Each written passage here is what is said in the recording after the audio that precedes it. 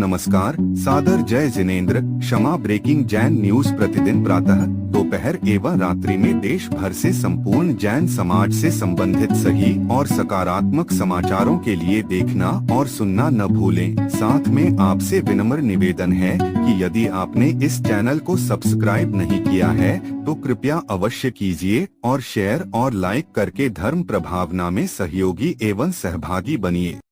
योगींद्र चूड़ामणि 20वीं शताब्दी के प्रथम आचार्य भगवान श्री शांति सागर जी मुनि महाराज के, दीक्षा गुरु शांत मूर्ति वात्सल्य रत्नाकर गुरुवर आचार्य भगवान श्री सन्मति सागर जी मुनि महाराज के, परम पूज्य आचार्य भगवान श्री वर्धमान सागर जी मुनि महाराज के, परम पूज्य आचार्य श्री विद्यासागर जी मुनि महाराज के, परम पूज्य आचार्य श्री चंद्रप्रभ सागर जी महाराज की, परम पूज्य आचार्य श्री सुयश सागर जी महाराज की, अहिंसा परमो धर्म की, परम पूज्य अभिनव आचार्य आगम चक्रवर्ती आचार्य श्री विद्यासागर जी महामुनि राज्य की, समस्त आचार्य संघ की। कहाँ गए चक्री जिन जीता भरत खंड सारा, कहाँ गए वह राम और लक्ष्मण जिन रावण मारा। आज तक इस धरती पर असंख्य महापुरुष हुए, अनंत जीव संसार समुद्र से मुक्त हो गए, किंतु जितने जीव संसार से मुक्त हो गए उससे अनंत अनंत गुणी जीव चारों गतियों में आज भी भटक रहे हैं। और संसारी प्राणियों का संसार भ्रमण का कारण है उनके अंतःकरण का अनादिकालीन मिथ्यात्व, अज्ञान, असंयम और काषायिक आदि भाव। अपने ही आध्यात्मिक अपराध के कारण ये सभी जीव चारों गतियों में जन्म मरण आदि के अनंत प्रकार के दुखों का अनुभव करते हुए अपने दुखों का आरोपण दूसरों के माथे पर मढ़ते हुए सतत द्वेष और क्लेश को प्राप्त हो रहे हैं। अपने ही इंद्रिय और उनके साधनों में विषयों में तल्लीन रहने वाले सभी संसारी जीव अपने ही भौतिकवादी जीवन में इतने तल्लीन होते हैं कि यह अमूल्य दुर्लभतम मानव पर्याय हाथ से निकलती जा रही है, इस बात का उनको भान नहीं होता। महान नीतिकारों ने, आचार्यों ने एक सुंदर नीति वाक्य एक जगह पर बताया कि संसारी जीव की क्या दयनीय स्थिति है, उसकी सोच, उसकी बुद्धि कितनी परांगमुख है। रात्रिर गमिष्यति भविष्यति सुप्रभातम। एक भौरा होता है, भौरा, मराठी में उसको भूंगा बोलते हैं, संस्कृत में भ्रमर बोलते हैं। वो भ्रमर दिन भर फूलों के ऊपर का मकरंद स्वाद लेते हुए शाम के समय एक तालाब के किनारे पर जो पानी में कमल का फूल था उस फूल में बैठ करके उसका मकरंद पान करता है। जैसे ही सूर्यास्त होने लगता है, कमल की पंखुड़ियां बंद होने लगती है, फिर भी उसका मोह, उसकी आसक्ति कम नहीं होती है, वो उसी में तल्लीन रहता है। अंततोगत्वा सारी पंखुड़ियां बंद हो जाती है। वो भ्रमर जिसमें इतनी शक्ति है कि वो लकड़ी को भी चीर सकता है, लेकिन कमल की कोमल पंखुड़ियों को चीरने का विचार तक नहीं करता है और उस कमल कर्णिका में बैठकर सोचता है, रात्रिर गमिष्यति भविष्यति सुप्रभातम। ये रात निकल जाएगी, सुप्रभात अर्थात सुबह हो जाएगी। भास्वान उदेश्यति हसस्यति पंकजश्री, और सूर्योदय होने के बाद यह कमल रूपी लक्ष्मी फिर से हंसने लगेगी, खिलने लगेगी। इत्थम विचिंतयति कोश गते द्विरेफे, हा हंत हंत नलिनीम गजमुज्जहार। इस प्रकार कमल की कर्णिका में सोचता हुआ बैठा हुआ वह भ्रमर अपने आप में मग्न था, तल्लीन था, और उसी समय रात भर उसमें बैठकर दूसरे दिन उससे बाहर निकलने की कल्पना करने वाला वो भ्रमर अपनी खुशी में है। और उसी समय दिन भर जंगल में चारा पानी करके आया हुआ एक हाथी, एक गजराज पानी पीने के लिए उस तालाब पर आता है, पानी पीता है और निकलते समय उसी कमल नाल को उखाड़कर अपने मुख में डालता है। हा हंत हंत नलिनीम गजमुज्जहार, सुबह सूर्योदय होगा और मैं यहां से बाहर पड़ूंगा, ऐसा सोचने वाला भ्रमर एक क्षण में उस हाथी के जबड़े तले दबाया गया। संसारी जीव भी ऐसे ही सोचते हैं कि मेरा जीवन बहुत लंबा चौड़ा है, बहुत बड़ा है, मैं यहां से और आगे जा करके बहुत सारे मौज मजा करके, बहुत सारा पैसा कमा करके, मान सम्मान पद प्रतिष्ठा नाना प्रकार की साधन सुविधाओं को प्राप्त करके अंततोगत्वा मैं कहीं पर जाकर आत्मकल्याण का पुरुषार्थ करूंगा। लेकिन काल रूपी हाथी, मृत्यु रूपी हाथी उसका सतत पीछा कर रहा है अनादिकाल से। यही चक्र चला आया है। निरंतर यह संसार चक्र यह इस संसारी जीव के पीछे लगा हुआ है और इसका स्वयं का ही आध्यात्मिक अपराध इस जीव को संसार में फंसाया हुआ है। लेकिन कुछ भाग्यवान भव्य जीव होते हैं जो संसार समुद्र के किनारे तक पहुंच गए हैं, मुक्ति का तट जिनको दिख रहा है, और ऐसे जीवों के लिए, उन भाग्यवान भव्यात्माओं के लिए जिन धर्म की शरण प्राप्त होती है, उन जीवों को धर्म की शरण बताने के लिए अनादिकाल से सतत भरत, ऐरावत और विदेह क्षेत्रों में 2.5 द्वीप में 24 तीर्थंकर, 20 तीर्थंकर उस क्षेत्र की व्यवस्था के अनुरूप होते रहे। तीर्थंकरों के साथ साथ अन्य अनेक प्रकार के केवली, श्रुत केवली आदि अनेक महान ज्ञानी मुनिजन होते रहे, और उन सभी मुनियों ने हम जैसे तुच्छ प्राणियों के लिए ऐसा उत्कृष्टतम मोक्ष मार्ग बताया। भगवान आदिनाथ से लेकर महावीर स्वामी पर्यंत 24 तीर्थंकर हुए।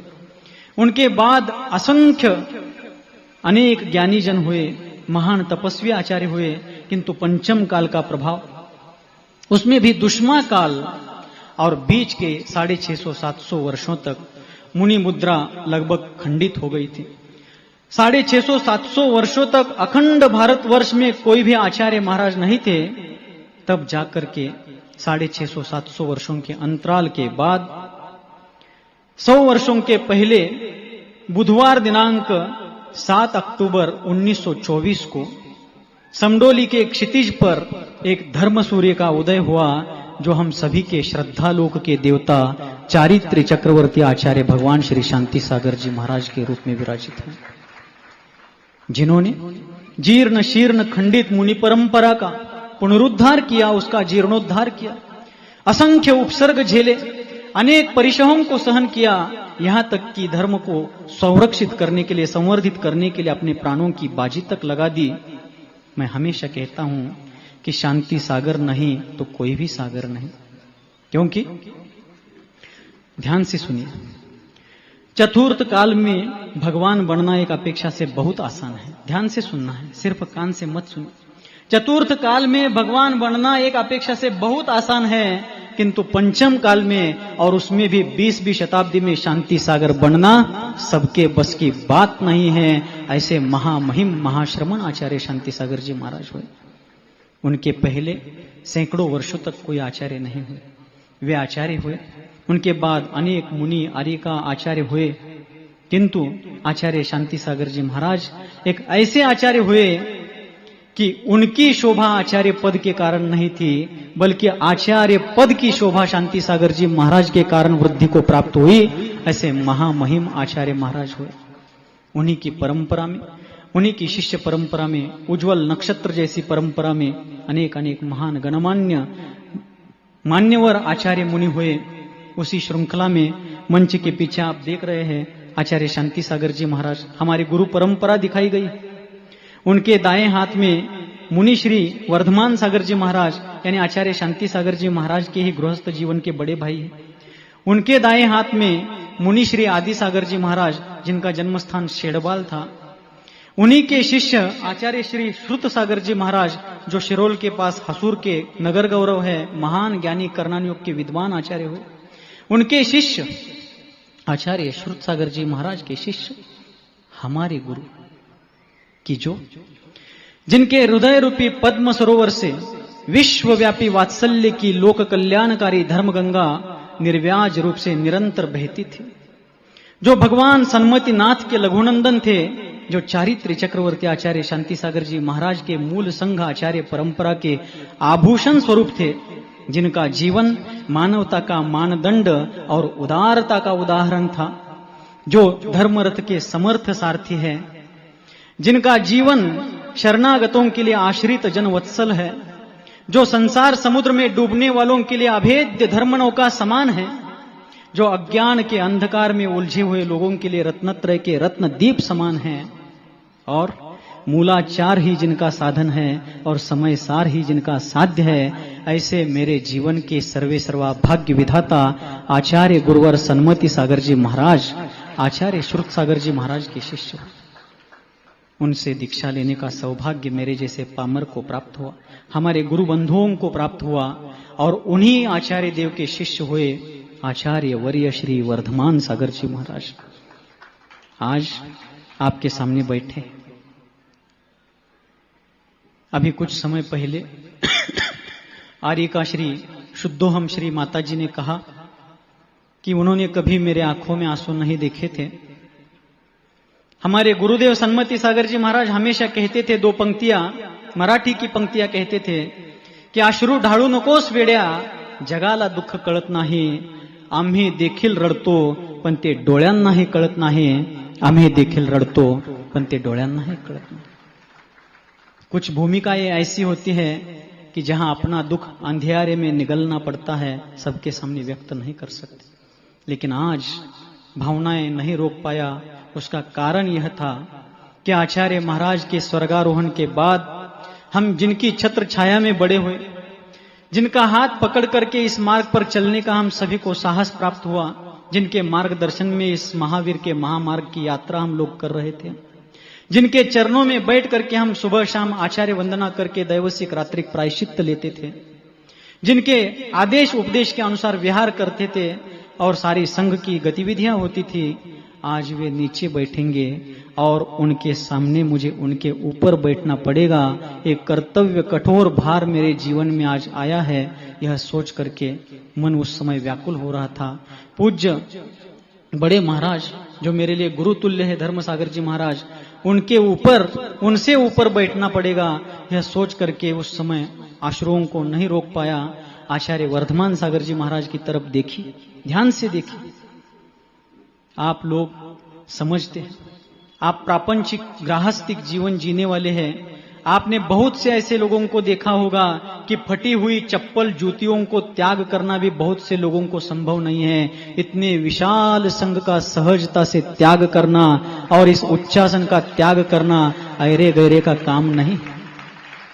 उनके चेहरे पर कोई किसी प्रकार का खेद भाव, किसी भी प्रकार का दुख, कोई व्यथा दिखती। इसी को आचार्य कुंद कुंद भगवान ने समय सार में सहज समय सार कहा है, जिसको हम सभी लोग आज जीवंत रूप में सामने देख रहे हैं। आचार्य वर्धमान सागर जी महाराज हमारे संघ की विभूति है। आसान बात नहीं है। अपने अहंकार को दबाना, मान कषाय को खंडित करना और गर्व के शिखर से नीचे उतरना हर किसी के बस की बात नहीं है। क्योंकि महाकवि आचार्य विद्यासागर जी महाराज ने एक जगह पर कहा है, जो मानते हैं स्वयं को सबसे बड़े हैं, वे बहुत दूर अभी धर्म से खड़े हैं। जो स्वयं को सबसे बड़ा मानता है वो कभी बड़ा नहीं होता है। फिर बड़ा कौन होता है? किसी नीतिकार ने कहा है, जो अपने आप को बड़ा मानता है वो बड़ा नहीं होता है, बल्कि जो दूसरों को कभी छोटा नहीं समझता है वो बड़ा होता है। हमारे आचार्य वर्धमान सागर जी महाराज ऐसे, जिनको अपना कहने वाला, कहलाने वाला व्यक्तिगत कोई गर्व हमने कभी नहीं देखा। मैं उनकी मुख स्तुति नहीं करता हूं। आप लोगों ने बहुत बार सुना होगा, मैं हमेशा कहता हूं कि मैं भी कभी चने के पेड़ पर चढ़ता नहीं और किसी को चढ़ाता नहीं, और मैं भले कितना ही चढ़ाऊं, आचार्य वर्धमान सागर जी महाराज कभी चने के पेड़ पर चढ़ने वाले नहीं है।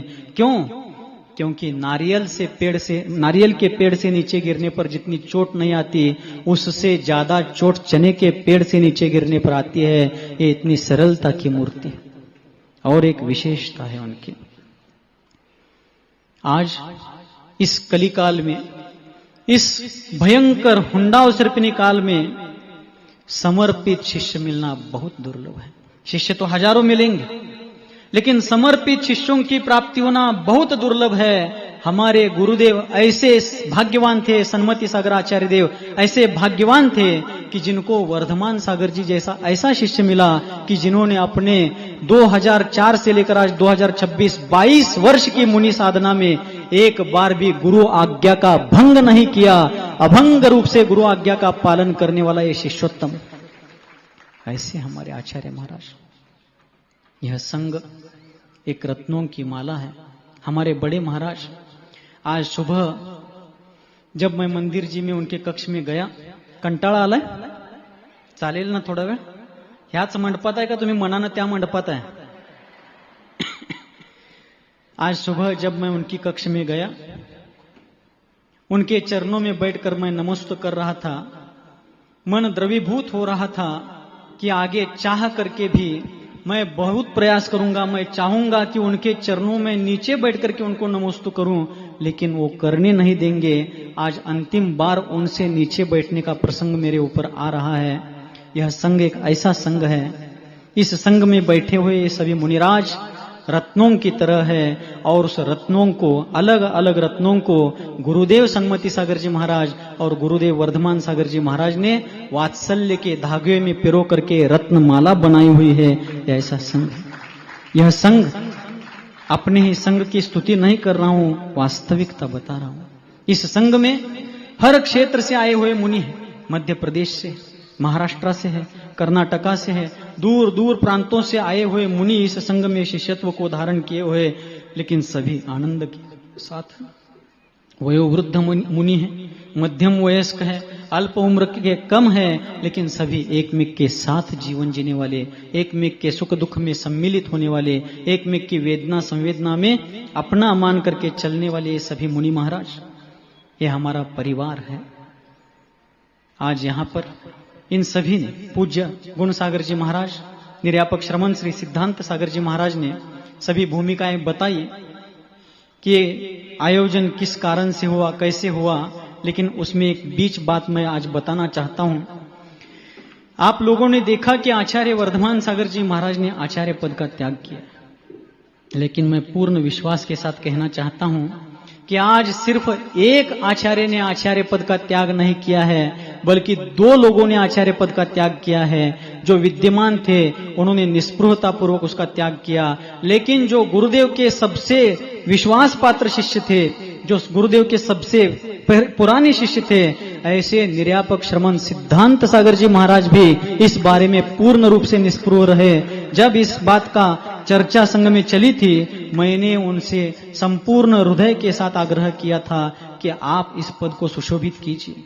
वास्तव में इसमें ऐसी कोई बातें नहीं कि पहले आप बैठो फिर आप संतुष्ट होने के बाद मुझे दे दो, ऐसी कोई बात नहीं है, बल्कि वे पुराने हैं, अनुभवी है, ज्ञानी है, धीर वीर गंभीर है और आज तक अनेक प्रकार के आए हुए संकटों का हल निकालने वाले ऐसे महान ज्ञानी विवेकी दूरदर्शी मुनि हैं। इसलिए बेड़के हाल में जब इस बात पर मुझे बिठा करके वे सब बातें बता रहे थे, धर्म सागर जी महाराज थे, सिद्धांत सागर जी महाराज थे, गुण सागर जी महाराज थे, आचार्य महाराज के आदेश से वे जब इस विषय को मुझे बता रहे थे, मैंने आग्रह किया था।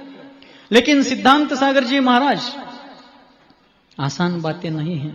हम जितना सोचते हैं समझते हैं आसान बातें नहीं है कि सामने वाला व्यक्ति कह रहा है, आग्रह कर रहा है, फिर भी उस बात को नम्रता पूर्वक और निस्पृहता पूर्वक त्यागना हर किसी के बस की बात नहीं है। सिद्धांत सागर जी महाराज जैसे ज्ञानी मुनि इस बात को कर सकते हैं। रामायण में मैं जाना चाहता हूं, जिस प्रकार दशरथ को 4 पुत्र थे, राम, लक्ष्मण, भरत और शत्रुघ्न। भरत कौशल्या का प्यारा था, लेकिन कैकेयी का पुत्र था। राम के ऊपर कैकेयी बहुत प्रेम करती थी, लेकिन कौशल्या ने उसको जन्म दिया था। किंतु जब राज्याभिषेक का प्रसंग आया, विश्लेषण के लिए समय नहीं है, जब राज्याभिषेक का प्रसंग आया तब कैकेयी ने दशरथ महाराज को भरत को राज्य देने का आग्रह किया। विस्तार आप जानते होंगे। जब बात राम तक पहुंची तो राम एक झटके में तैयार हुए कि माता की इच्छा पूर्ति करने वाला और पिता के वचन को आबादित रखने वाला पुत्र ना हो तो उस पुत्र को पुत्र कहलाने का अधिकार नहीं है। इस ऐसा सोच करके राम ने राज्य लोग त्याग दिया, लेकिन उनको वनवास जाने के लिए किसी ने नहीं कहा था। राम स्वेच्छा से वनवास जाते हैं, क्योंकि मैं बड़ा हूं, पिताजी ने मेरे राज्याभिषेक की घोषणा की है, और यदि मैं राज्याभिषेक स्वीकार ना करते हुए भी भरत को राजा बनाकर मैं घर में रहूंगा तो मैं मेरे घर में रहने के कारण भरत राजा बनकर के भी राजकीय सम्मान को प्राप्त नहीं कर पाएगा, जनता उसको सम्मान नहीं देगी। ऐसा सोचकर राम वनवास को जाते हैं। सिद्धांत सागर जी महाराज हमारे राम हैं, मेरे जैसे भरत को यहाँ बिठाने का आग्रह उन्होंने रखा। गुरुदेव की इच्छा अभिलाषा के कारण मैं अपने मुख से गुरुदेव की इच्छा नहीं बता रहा हूं। मैं अपने मुख से यदि गुरुदेव की क्या इच्छा भावनाएं थी ये बताऊंगा तो स्क्रिप्टेड लग सकता है। कोई व्यक्ति अपने मन से अपनी बातें कहे तो स्क्रिप्टेड होता है, सारा संघ कह रहा है, सर्वज्ञ भगवान उसके साक्षी है, मुझे कहने की आवश्यकता नहीं है। आज कार्यक्रम किस विधि से हुआ, निर्दोष रीति से हुआ क्या सदोष विधि से हुआ, यह सब चीजें आगम अनुरूप है या विरुद्ध है, सर्वज्ञ भगवान भी साक्षी है, आप लोग भी साक्षी है। इस कार्यक्रम की प्रामाणिकता की चर्चा करने की मुझे आवश्यकता नहीं है। मैं अपने मुख से ही यह मेरा पदारोहण कार्यक्रम निर्दोष हुआ है ऐसा बताता रहूंगा तो शायद ही मेरे मन में कुछ ना कुछ घोटाला होगा। मुझे बताने की आवश्यकता नहीं है, संघ बता रहा है, हमारा संघ ही इस बात का दर्पण है और सर्वज्ञ भगवान इसके साक्ष्य है, मुझे कहने की आवश्यकता नहीं है। आज धर्मसागर जी महाराज बड़े मन से, आज सुबह जब मैं उनके चरणों में बैठा तो उनके आंखों से भी आंसू बहने लगे, क्योंकि मैं भी उनके पैर पकड़ करके आंसू बहा रहा था। और जब मैं नीचे बैठ करके उनके चरणों में नमोस्तु कर रहा था, योगा ऐसा था कि उनके आंखों की आंसू बिंदुएं मेरे मस्तक पर पड़ी, तभी मैंने समझा था कि यह मेरा पट्टाभिषेक ही मानो महाराज अपने आश्रु बिंदुओं से कर रहे हैं। मैं बताना चाहता हूं, इन लकड़ी के आसनों में कुछ नहीं है, यह जो प्रेम है, यह अंतःकरण का, ये मनोविश्व का, अंतर विश्व का जो आत्मीय भाव है, यही वास्तव में हमारे जीवन का उपहार है। आज यहां पर यह जो उपक्रम हुआ संघ के द्वारा, उसकी अनुमोदना करने के लिए अपने व्यस्ततम कार्यक्रम में से समय निकाल करके आचार्य चंद्रप्रभ सागर जी महाराज आए। उन्होंने यहां पर बड़े मन से अनुमोदना की। आचार्य सुयश सागर जी महाराज वयोवृद्ध होते हुए भी आए, मिलनसार मन से रहे। भट्टारक महोदय आए, आचार्य विशुद्ध सागर जी महाराज के शिष्य वृंद आए। इन सभी लोगों ने इसकी अनुमोदना की, इसमें सहभाग लिया। इसी से हमें सभी को प्रेरणा लेनी है कि कलो एकता बलम, इस कली काल में एकता ही बल है। परिपूर्ण वात्सल्य स्नेह भाव से ही हम लोग अपना और सभी का विकास कर सकते हैं, एक मेक के हित में सहयोगी बन सकते हैं। इन सभी लोगों ने इसमें जो सहभाग लिया, इन सबके लिए मैं साधुवाद व्यक्त करता हुआ उन सभी को नमोस्तु करता हूं। भट्टारक महोदय भी दूर दूर से आए थे, उन्होंने भी उदारता दिखाई और उन सबके आगे जाकर के आप लोग भी यहां पर आए। देखिए, आचार्य पद यानी कोई मिरासदारी नहीं है। मराठी में एक मिरासदारी शब्द आता है, हिंदी में उसको शोभा कह सकते हैं। आचार्य पद यानी कोई शोभा की वस्तु नहीं है, वो एक जिम्मेदारी है, एक भूमिका है, एक दायित्व है। कंटाळा आलाय काय? आणि एक 15 मिनिटं चालेल ना? जरा हात वर करून सांगता? छान, आभारी आहे। आज आवश्यक आहे, फार गरजेचं आहे आज तुम्ही बसणं, कारण अति महत्वपूर्ण आहे पुढं। आचार्य पद यानी कोई मिरासदारी नहीं, शोभा की वस्तु नहीं है, वो भूमिका है, जिम्मेदारी है। जिस प्रकार परिवार में पिता होते हैं, उसी प्रकार संघ में आचार्य होते हैं। आचार्य की जिम्मेदारी होती है, सिर्फ सिंहासन पर बैठो, वाहवाही लूटो, ये आचार्य पद नहीं है। बल्कि आचार्य कौन होते हैं, उनका दायित्व क्या है, इसकी व्याख्या करते हुए पूज्यपाद स्वामी ने कहा, परहित संपादनैक कार्यम आचार्य वर्यम।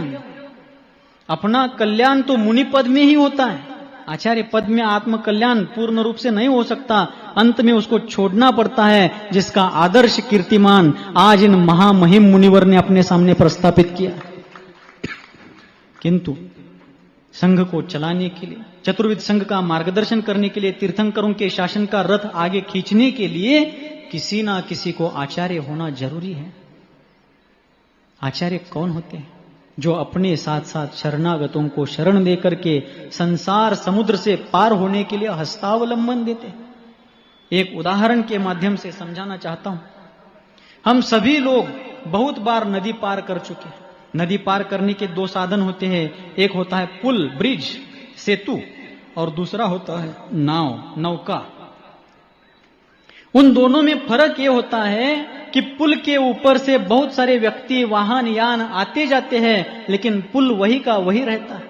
लेकिन नाव बैठने वालों को साथ में लेकर स्वयं भी उस पार चली जाती है और बैठने वालों को भी पार लगाती है। आचार्य उस नौका के समान है जो स्वयं संसार समुद्र से पार जा रहे हैं, शरणागतों को पार लगाने का दायित्व स्वीकार करते हैं।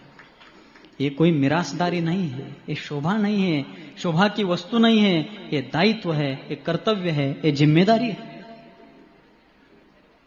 ऐसा यह सब कार्य चल रहा है। आज हमारा समाज अल्प भूधारक हो गया है, उससे आगे बढ़कर माइक्रो माइनॉरिटी में हमारा समाज है, अल्पसंख्यक है। आज हमारे समाज को संगठन की आवश्यकता है, एकता की आवश्यकता है, लेकिन आज हम लोग पंथवाद, संतवाद, पंचामृताभिषेक करना है क्या, जलाभिषेक करना है, इस संघ के पास जाना है क्या, उस संघ को लाना है, इत्यादि निरर्थक विकल्पों में उलझे हुए। 13 पंथ के अनुरूप धर्म करना है क्या, 20 पंथ के अनुरूप करना है, ऐसे थोती बातों में उलझे हुए हैं। वास्तव में धर्म तो वस्तु स्वभावात्मक है। ये सारी क्रियाएं तो अपने अपने शक्ति अनुसार धर्म पुरुषार्थ करने के साधन हैं। जिनको पंचामृताभिषेक करना है जरूर कीजिए द्रव्य क्षेत्र काल भाव की शुद्धता अनुसार, जिनको जलाभिषेक करना है द्रव्य क्षेत्र काल भाव की शुद्धि अनुसार जरूर कीजिए, लेकिन मैत्री भाव के साथ, एकमेक के सहयोग के साथ, धार्मिक सहिष्णुता के साथ। आज हमारे समाज के सामने अनेक समस्याएं खड़ी हैं। समाज अल्प भूधारक होता जा रहा है, युवा पीढ़ी बेरोजगार हो रही है, अल्प भूमि और बेरोजगारी इत्यादि अनेक कारणों और बढ़ी हुई अपेक्षाओं के कारण सैकड़ों हजारों युवा आज रत्नों जैसे गुणवान होते हुए भी अविवाहित होने के कारण समाज की जनसंख्या पर उसका गहरा और गंभीर परिणाम हो रहा है। ऐसे अनेक ज्वलंत समस्याएं आज हमारे समाज के सामने खड़ी है, लेकिन बहुत से ऐसे भी महान भाव है जिनको इन समस्या से कोई लेना देना के साथ। आज हमारे समाज के सामने अनेक समस्याएं खड़ी हैं। समाज अल्प भूधारक होता जा रहा है, युवा पीढ़ी बेरोजगार हो रही है, अल्प भूमि और बेरोजगारी इत्यादि अनेक कारणों और बढ़ी हुई अपेक्षाओं के कारण सैकड़ों हजारों युवा आज रत्नों जैसे गुणवान होते हुए भी अविवाहित होने के कारण समाज की जनसंख्या पर उसका गहरा और गंभीर परिणाम हो रहा है। ऐसे अनेक ज्वलंत समस्याएं आज हमारे समाज के सामने खड़ी है, लेकिन बहुत से ऐसे भी महान भाव है जिनको इन समस्या से कोई लेना देना नहीं। बस मैं, मेरा और मुझे, इसमें ही बहुत से महान भाव उलझे हैं। वो कोई भी हो, व्यक्तिगत किसी की बात नहीं, कदाचित मैं हूं तो मैं भी अपराधी हूं, लेकिन इन सब से हम ऊपर आए। मुझे पता है, मुझे जानकारी है कि आप आज बहुत से लोग इस कार्यक्रम को देखने के साथ साथ और किस लिए आए थे, बराबर है? किस लिए आए थे? कि महाराज आज क्या क्या बोलने वाले हैं, महाराज आज क्या क्या बोलने वाले हैं। कदाचित कुछ लोग इसलिए भी आए कि क्या क्या बोलने वाले, कहां बैठेंगे और क्या बैठेंगे और कौन बिठाएंगे उससे ज्यादा फर्क नहीं पड़ता, आज महाराज क्या बोलते हैं हमें देखना है। मैं गुरुदेव सन्मति सागर जी महाराज का शिष्य हूं। मर्यादा का भंग करके, वाणी की मर्यादा का उल्लंघन करके मैं कभी वक्तव्य नहीं करता हूं। ये बड़प्पन नहीं बता रहा हूं, गुरुदेव के आदेश के अनुसार मर्यादा के अनुरूप बोलने का प्रयास करता हूं। कदाचित गलती हो तो आप मेरे दृष्टिपथ में ला करके दीजिए, कभी भी दीजिए, मैं हमेशा सुधार के लिए प्रतिबद्ध रहूंगा। क्योंकि किसी के भी सम्मान को ठेस पहुंचाना हमारे स्वभाव में नहीं है। हां, जो विचार हमें पटते नहीं हैं, जो विचार विकल्प के कारण होते हैं, जो विचार नाना प्रकार के आकुलता उत्पन्न करने वाले हैं, ऐसे निमित्तों से हम दूर रहते हैं। लेकिन दूर रहने को द्वेष करना ऐसा कोई समझता है तो उनका अपना दृष्टिकोण है, हमारा विकल्प या हमारी जिम्मेदारी नहीं है। लेकिन हमारे गुरुदेव ने किसी के आत्मसम्मान को ठेस पहुंचाने की शिक्षा हमारे किन्हीं भी गुरु बंधुओं को नहीं दी है। मैं उन गुरुदेव का शिष्य हूं। एक प्रसंग गुरुदेव का बताना चाहता हूं। सन 2012 में हमारा चातुर्मास हुपरी में था। गुरुदेव सन्मति सागर आचार्य देव थे, मैं था और एक महाराज जी थे। ध्यान से सुनिए कृपया, आज थोड़ा संयम और धैर्य रखिए। और उस चातुर्मास में बहुत भीड़ होती थी प्रवचन के लिए और जगह कम पड़ती थी, इसलिए मंच बहुत छोटा बनाया गया था। हम तीनों महाराज, आचार्य महाराज, मैं और एक महाराज, उतने बैठ पाए ठीक से, इतना ही मंच था। और संयोग से मैं आचार्य महाराज के दाएं हाथ में बैठता था और संयोग से उसी दिशा में मंच पर जाने की सीढ़ियां थी। योगायोग से उस चातुर्मास में 1 महीना अधिक मास का था, 135 दिन का चातुर्मास था। आचार्य महाराज 135 दिन उसी तरफ से, उसी दिशा से आकर के मेरे हाथ को, उनका हाथ पकड़ने का सौभाग्य मिलता था उनको ऊपर चढ़ने के लिए। और वे ऊपर अपने आसन पर जाते थे, लेकिन जगह इतनी कम थी कि सामने शास्त्र रखने की चौकी और मेरा बैठने का पाटा, इसमें सिर्फ 2-3 इंच की ही खाली जगह थी। मेरे गुरु, मेरे भाग्य विधाता, जिनकी उम्र मुझसे 63 वर्ष से बड़ी थी, उम्र की अपेक्षा से, व्यक्तित्व की अपेक्षा से उनका और मेरा कोई तुलना ही नहीं है, क्योंकि मैं कंकर हूं, वे शंकर है, ऐसे वे महान थे। लेकिन 135 दिन वे आसन पर गए, सिंहासन पर गए, अपने उस स्थान पर से 4 इंच की खाली जगह पर पैर रख करके ऊपर जाते थे, लेकिन गलती से भी एक बार भी मैं बैठता था उस पाटे पर, उन्होंने कभी पैर नहीं रखा। वास्तव में उनका उपकार और अधिकार मेरे मस्तक पर पैर रख करके आगे जाने का था, लेकिन वे इतने महान हृदयी थे कि अपने ही द्वारा तराशे गए शिष्य के पाटे पर उन्होंने कभी पैर नहीं रखा। ऐसे आचार्य के हम शिष्य हैं। हम किसी के सम्मान को ठेस पहुंचाते नहीं, लेकिन विकल्प ना हो इसलिए सेफ डिस्टेंस होता है, उसको कोई द्वेष समझता है तो फिर उनका दृष्टिकोण है, हम किसी के दृष्टिकोण को बदल नहीं सकते। आज बैठे हुए बहुत से श्रोता ऐसे हैं जिनको एक प्रश्न पड़ा हुआ है कि इस कार्यक्रम की संयोजना और उसकी घोषणा तो पहले समडोली में कर दी गई थी, अर्थात समडोली में कार्यक्रम होगा, इस प्रकार की घोषणा। अंतरराष्ट्रीय तीर्थ क्षेत्र विश्व वंद्य देवभूमि देवाधिदेव गोमटेश्वर बाहुबली के चरणों से पवित्र उस तीर्थ क्षेत्र श्रवणबेलगोला में हुई थी। फिर ये समडोली में ना होकर के धामनी में क्यों हो रहा है, यह प्रश्न बहुत से महानुभावों को पड़ा है। कुछ लोगों ने डायरेक्टली हमारे संघ के महाराजों को पूछा, किसी ने मुझे भी पूछा है, बहुत से लोगों, लेकिन आज तक संघ ने, साधुओं को छोड़िए, बहुत सी बातें हुई, लेकिन साधुओं को तो छोड़िए, संघ से जुड़े हुए छोटे से बच्चे ने भी किसी भी प्रकार से असंयमी प्रतिक्रिया इसके ऊपर नहीं की। यही हमारे संघ की शालीनता है, यही हमारे संघ का संयम है। 9 नवंबर, उसके कुछ पहले जाना चाहता हूं, 18 अप्रैल 2025 को, पिछले वर्ष, हमारे गुरुदेव की जन्मभूमि चांद शरदवाड़ के पंच कल्याणक में पूज्य आचार्य वर्य वर्धमान सागर जी महाराज ने संघ से विचार विमर्श करके अमुक मुनि को मैं अपना उत्तरदायित्व सौंपूंगा, इस बात की घोषणा मंच से की थी। लेकिन जैसा कि महाराज जी ने कहा कि मैंने उस समय आग्रह किया कि यहां पर अभी उस विकल्प में नहीं पड़ते हैं, इतना बड़ा संघ इतने बड़े तीर्थ क्षेत्र को जा रहा है, वो सारा विहार और वो ऐतिहासिक चातुर्मास इन महामहिम की छत्र छाया में और उनके आदेश से होना चाहिए, इसलिए उस समय मैंने उसको स्वीकारा नहीं। ये कोई बड़प्पन नहीं है, मेरा कर्तव्य। संघ श्रवणबेलगोला पहुंचा। फिर चातुर्मास के उपरांत 9 नवंबर 2025 को चारुकीर्ति स्वामी जी के तत्वावधान और नेतृत्व में, संघ के मार्गदर्शन में, वहां पर विंध्यगिरी और चंद्रगिरी के बीच में उत्तर दिशा में एक पहाड़ी थी। वहां पर स्वामी जी की संकल्पना थी कि जिन्होंने जीर्ण शीर्ण मुनि परंपरा का जीर्णोद्धार किया है, उन महामहिम चारित्र चक्रवर्ती आचार्य महोदय की एक प्रतिमा स्थापित की जाए।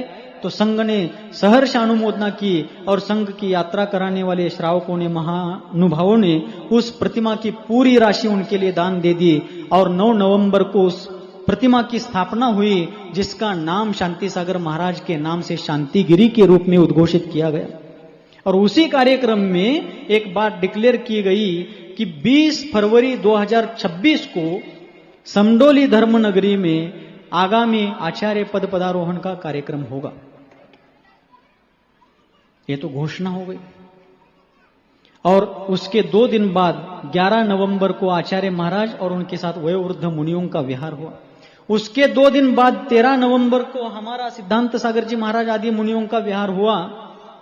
और विहार करते करते धर्मस्थल का दर्शन करके हम आगे आए थे।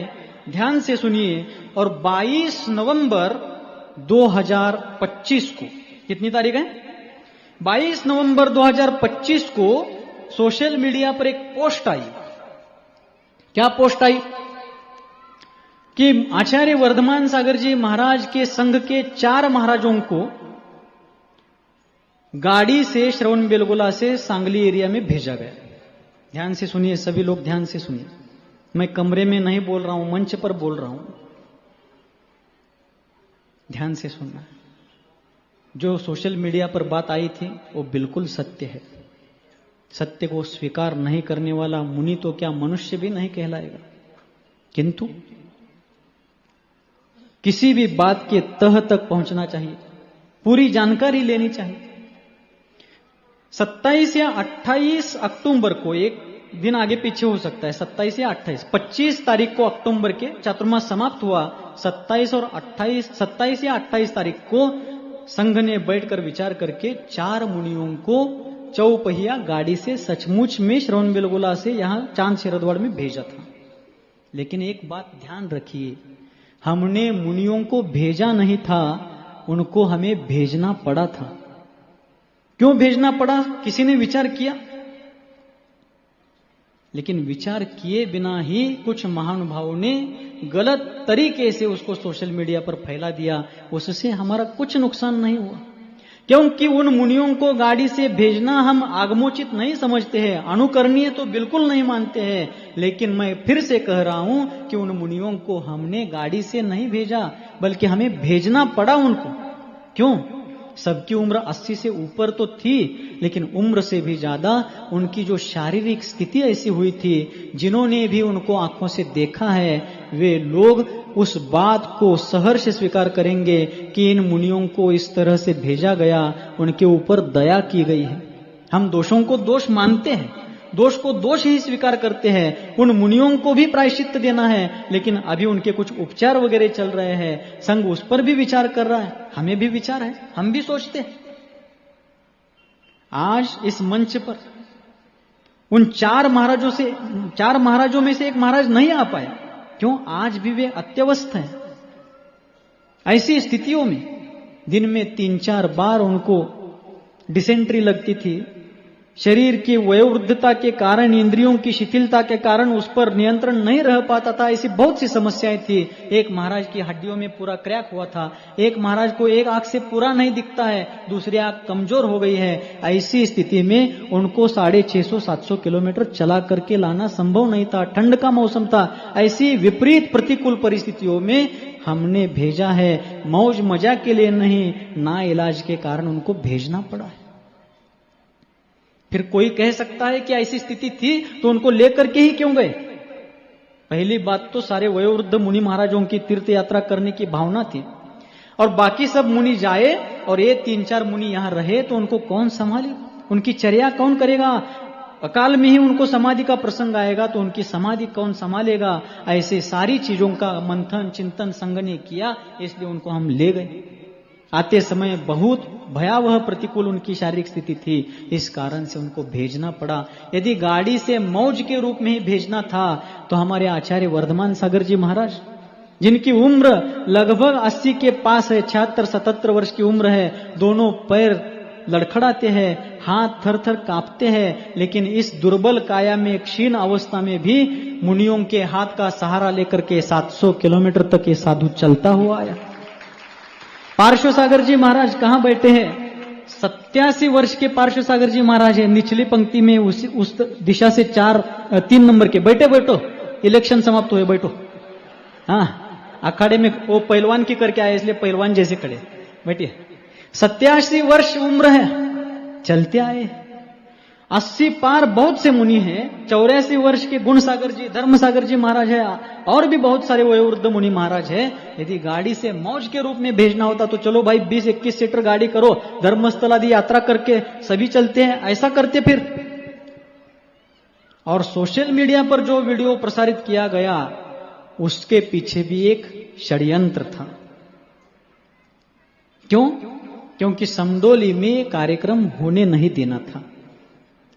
अपप्रचार करने के लिए, उस कार्यक्रम का अपप्रचार करने के लिए उस वीडियो को भेजा गया, क्योंकि महाराजों को हमने 27 या 28 अक्टूबर को भेजा था और वो वीडियो 22 नवंबर को बाहर आता। एक आध दिन आगे पीछे हो सकता है, मुझे 22 नवंबर को देखने को मिला।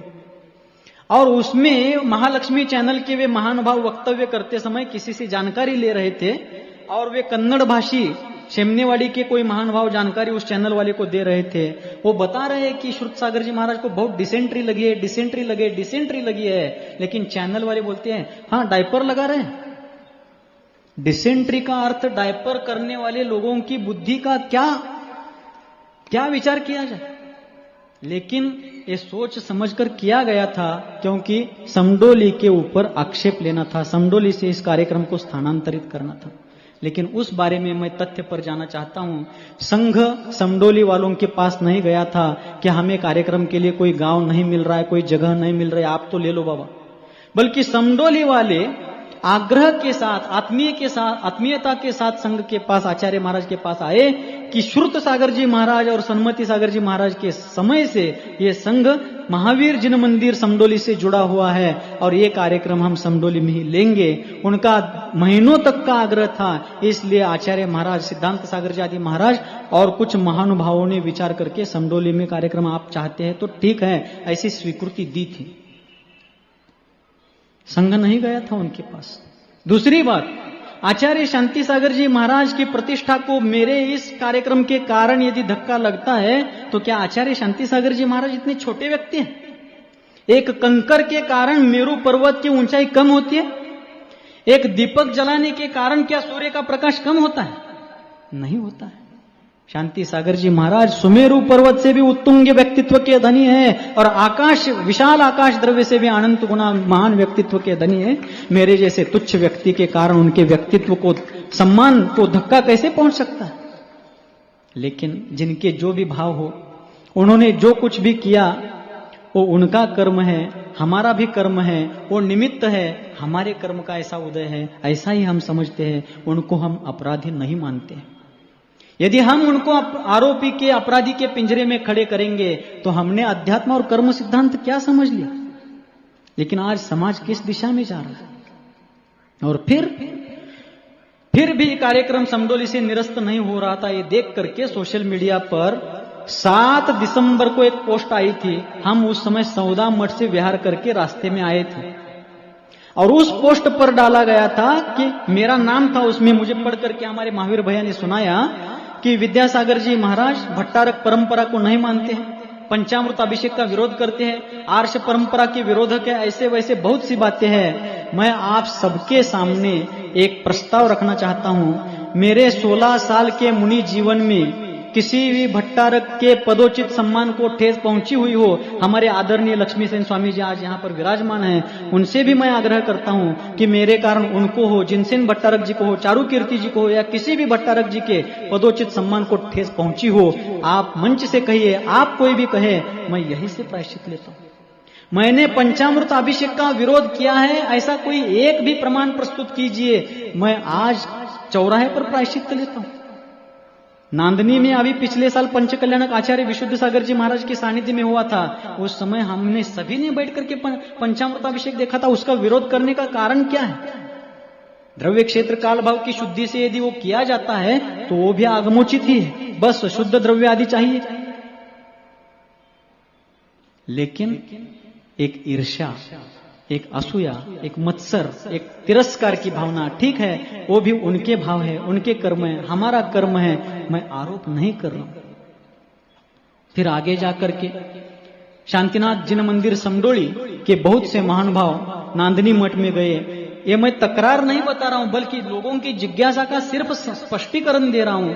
बहुत से लोग वहां के शांतिनाथ मंदिर के नांदनी में जाकर के भट्टारक जी से मिले। वहां उन्होंने आग्रह किया कि ये कार्यक्रम यहां नहीं होना चाहिए, ऐसा वैसा, क्योंकि आचार्य शांति सागर जी महाराज के पदारूढ़ स्थान पर दूसरे कोई आचार्य नहीं होने चाहिए। किंतु 2016 के दरमियान शांतिनाथ मंदिर के लोगों ने स्वयं अरहत बली जी महाराज को आचार्य पद देने का प्रयोग किया था। बस अरहत बली जी महाराज ने वयोवृद्धता के कारण नहीं लिया था। यहां आचार्य पद महावीर जिन मंदिर के लोग नहीं दे रहे थे, हमारे आचार्य वर्धमान सागर जी स्वयं का आचार्य पद त्याग करके मेरे पास सौंप रहे थे। लेकिन उसका विरोध उन्होंने इसलिए किया क्योंकि उनको ईर्ष्या, मत्सर, तिरस्कार होगा। नहीं तो अरहत बली जी महाराज को आचार्य पद देना लोगों के द्वारा वहां मान्य है, और दूसरे कोई आचार्य अपना आचार्य पद आगे बढ़ाते, वो मात्र गलत है। फिर मैं एक आज समाज के सामने एक विचार रखना चाहता हूं। यदि आचार्य शांति सागर जी महाराज का आचार्य पद वहां होने के कारण दूसरा कोई आचार्य नहीं हो सकता है, कोई बात नहीं है। तो जहां आचार्य शांति सागर जी महाराज की संलेखना हुई, उस कुंतलगिरी पर दूसरे कोई संलेखना भी नहीं ले सकते? आचार्य शांति सागर जी महाराज की संलेखना जिस कुंतलगिरी सिद्ध क्षेत्र पर हुई, वहां पर दूसरे कोई संलेखना लेंगे तो वहां पर भी शांति सागर जी महाराज का महत्व फिर कम होगा। सम्मेद शिखर जी पर अजितनाथ तीर्थंकर इस काल में मुक्त हुए, संभवनाथ भगवान को वहां नहीं जाना चाहिए था। ये सब तथ्यात्मक बातें नहीं है, सिर्फ पेट दर्द है, फिर भी उसमें हमारा ही कर्मोदय मुख्य है, वे बाह्य निमित्त है। इस बात को मैं स्वीकार करता हूं, क्योंकि बस मैं और एक बार स्पष्ट करता हूं, मैं तकरार नहीं कर रहा हूं। जो घटनाएं घटी और लोगों को उत्कंठा थी कि ऐसा क्यों हुआ, बस उसका स्पष्टीकरण दे रहा हूं, इसको उत्तर मत समझिए। अशोक पाटनी जी, जैन गौरव, भारतवर्ष के दानवीर भामाशाह अशोक पाटनी जी को शांतिनाथ मंदिर के लेटर हेड से पत्र लिख करके भेजा गया ट्रस्टियों के द्वारा कि हाँ ऐसा नहीं होना चाहिए वगैरह वगैरह, उनको परेशान किया गया। बहुत से महाव्रतियों ने भी इसमें विरोध में सहभाग किया। हमारा कर्मोदय है, वे बाह्य निमित्त है, लेकिन यदि समदोली में आचार्य दूसरा कोई आचार्य पद पर आरूढ़ होता है, उससे शांति सागर जी महाराज का महत्व कम होता है, तो कुंतलगिरी पर इसके आगे किसी को संलेखना नहीं लेनी चाहिए। मैं उसके विरोध में नहीं हूं कि कोई किसी को वहां नहीं लेनी चाहिए, उनका दृष्टिकोण फिर उस विषय में ऐसा भी होना चाहिए शायद, लेकिन ये अज्ञान है। फिर कोई कह सकता है यदि ऐसा था फिर आपने कार्यक्रम स्थानांतरित करने को इतना विलंब क्यों किया। समडोली की सैकड़ों महिलाएं आज भी रो रही है कि हम जीवन भर अपमानित जीवन जी रहे हैं कि हमने कार्यक्रम आयोजित किया था, वहां कार्यक्रम निरस्त हुआ। बस उनको समझाने के लिए हमें ज्यादा समय लगा। हमारी ओर से कोई आग्रही नहीं था कि कोई कुछ भी कहे हम वही जाकर करेंगे, ऐसा हमारा किसी का कोई आग्रह नहीं था। तथ्यों को समझे, वस्तु स्थिति को समझे और विचार करे। संघ के महाराज शांत थे, संयमी थे, लेकिन समडोली वालों का दुख देख करके संघ के कितने ही महाराज, सिद्धांत सागर जी, स्वयं सिद्धांत सागर जी, आगम सागर जी की आंखों में आंसू आए। लेकिन मैं बड़प्पन नहीं बता रहा हूं, आज भी मैं उसी धैर्य के साथ चला हूं। और जिन्होंने ये सब किया, उन्होंने हमारे धैर्य की परीक्षा देखने के हमें अवसर दिया। आगे भी मैं उनको कहना चाहूंगा कि हमारे धैर्य की अग्नि परीक्षा भी यदि कोई करना चाहता है तो मैं उनका सादर सहर्ष स्वागत करता हूं। वे आए, हमारे धैर्य की अग्नि परीक्षा भी करके देखे। लेकिन जिन्होंने, जो कोई भी व्रती हो, महाव्रती हो, अनुव्रती या अव्रती हो, आप कोई भी उनके प्रति कोई द्वेष न करें। शांतिनाथ मंदिर के अध्यक्ष महोदय ने यहां तक एक कुतर्क कर दिया कि यदि विद्यासागर महाराज को आप महावीर मंदिर वाले वहां आचार्य पद दोगे तो शांति सागर महाराज के साथ उनका भी स्मारक बना डालोगे कल। विचारों की ऊंचाई है, ठीक है ये सब बातें, लेकिन एक दो पंक्तियां बता करके मैं अपनी बात रोक रहा हूं। इस जमाने में तेरे होठों पर तबस्सुम की लकीर, किसी उर्दू विचारक ने कहा तबस्सुम यानी हंसी, प्रसन्नता, खुशी।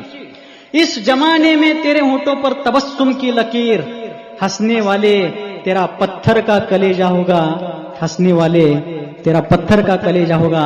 सिद्धांत सागर जी की आंखों में आंसू आ गए समडोली वालों का दुख देखकर। मैं विचलित नहीं हुआ, इसलिए फिर से उन लोगों को कहना चाहूंगा कि मेरे धैर्य की अग्नि परीक्षा भी यदि आप देखना चाहते हैं तो मैं आपका सादर सहर्ष स्वागत करता हूं। आप सभी लोग आए, ये सारा सम्मान मैं आप लोगों के प्रेम के प्रति, संघ की उदारता के प्रति अर्पित करता हूं, क्योंकि इस लकड़ी के आसन से बड़ा लोगों का हृदय से आसन है। आप सभी के प्रेम से बड़ा कोई आसन नहीं है। आचार्य वर्धमान सागर जी महाराज सहित निर्यापक द्वय और पूरे संघ ने मेरे ऊपर विश्वास जताया, उन सबके प्रति मैं कृतज्ञ हूं। आदरणीय वसंत दादा जो आज भी एक अपेक्षा से मेरे गुरु हैं, उनका मैं कृतज्ञता से स्मरण करता हूं। आचार्य सुविधि सागर जी महाराज, जिन्होंने श्रवण बेलगोला में आचार्य वर्धमान सागर जी महाराज से प्रायश्चित ग्रंथ पढ़ते समय सुविधि सागर आचार्य महाराज ने भी मेरा मार्गदर्शन किया, कृतज्ञता पूर्वक उनके चरणों में नमस्कार करता हूं।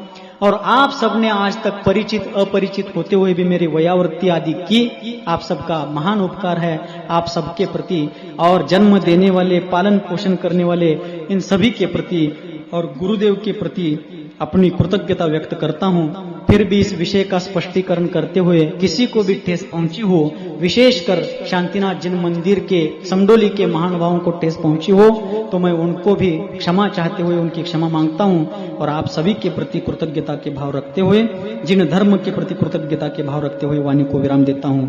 अहिंसा परमो धर्म की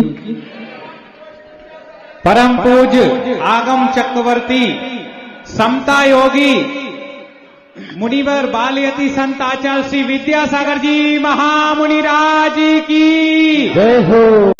क्षमा breaking Jain news YouTube channel पर विज्ञापन देकर धर्म प्रभावना में बने सहभागी। विज्ञापन देने हेतु संपर्क कीजिए मोबाइल नंबर 9026900740 एवं समाचार एवं वीडियो भेजने हेतु WhatsApp number 9335236222। Kshama breaking Jain news YouTube channel देखने के लिए आपको बहुत बहुत धन्यवाद। सादर प्रणाम, सादर जय जिनेंद्र।